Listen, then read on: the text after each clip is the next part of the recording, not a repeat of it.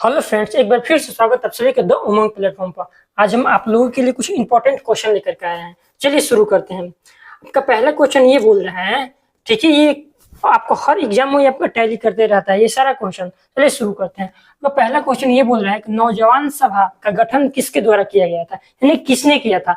आपका पहला number A number में दिया हुआ है सुभाष चंद्र बोस, बी नंबर में दिया हुआ है चंद्रशेखर आजाद, सी नंबर में है भगत सिंह और डी नंबर में है रोशन सिंह।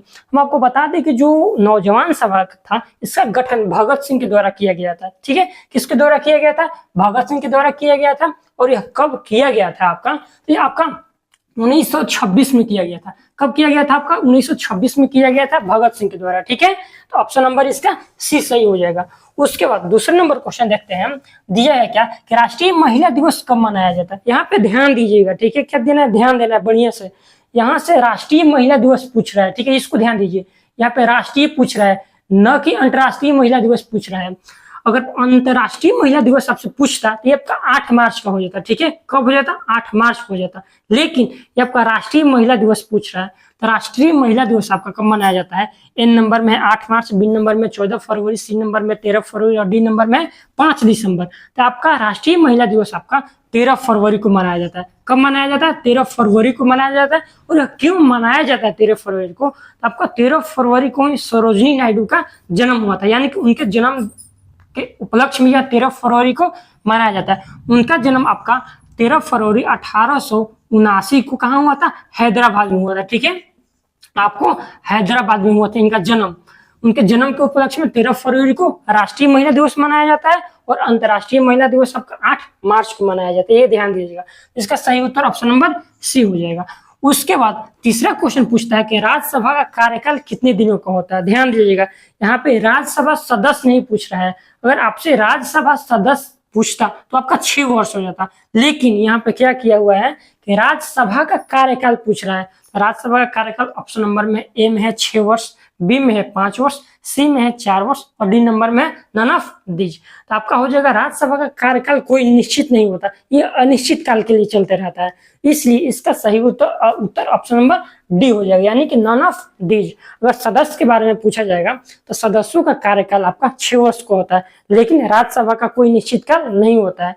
और जो राज्यसभा है इसका चर्चा कहाँ किया गया है भारतीय संविधान में? इसका चर्चा अनुच्छेद 80 में किया गया है। कहाँ किया गया है? आपका एक्ट 80 में राज्यसभा का चर्चा किया गया है। इसको ध्यान दीजिएगा।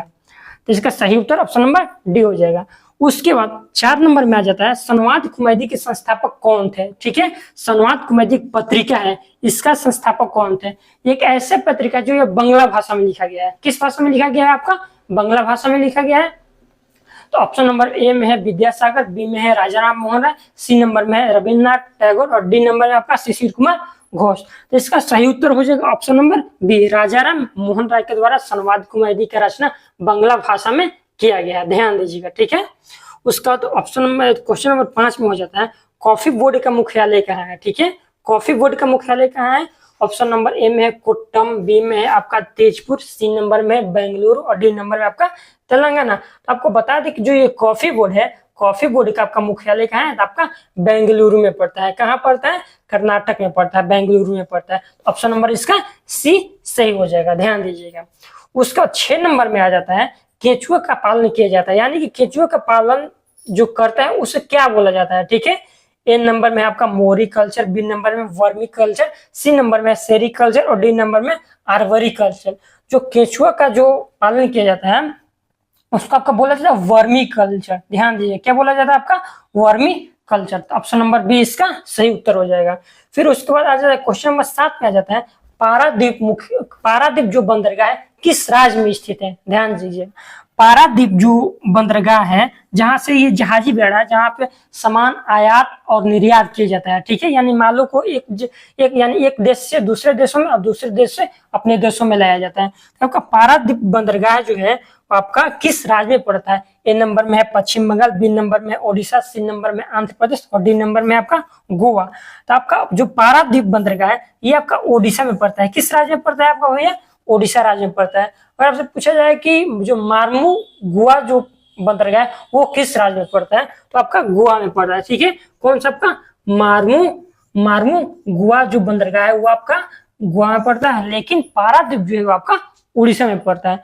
उसके बाद लास्ट क्वेश्चन देखते हैं 8 नंबर क्या है, उत्तर पश्चिम रेलवे का मुख्यालय यानी कहाँ है, यानी कहाँ स्थित है।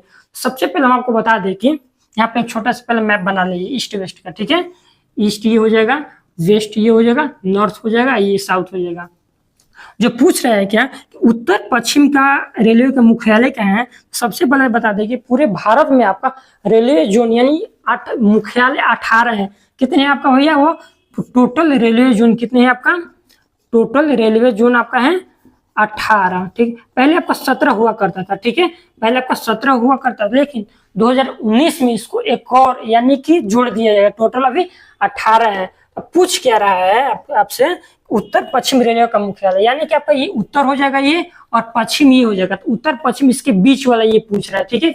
ये आपका पूछ रहे उत्तर पश्चिम, इसका मुख्यालय आपका कहाँ पड़ता है आपको भैया, जयपुर पड़ता है। देखिए ए नंबर में है जबलपुर, बी नंबर में जयपुर, सी नंबर में इलाहाबाद और डी नंबर में आपका दिल्ली। तो उत्तर पश्चिम रेलवे का मुख्यालय आपका कहाँ पड़ता है, जयपुर पड़ता है।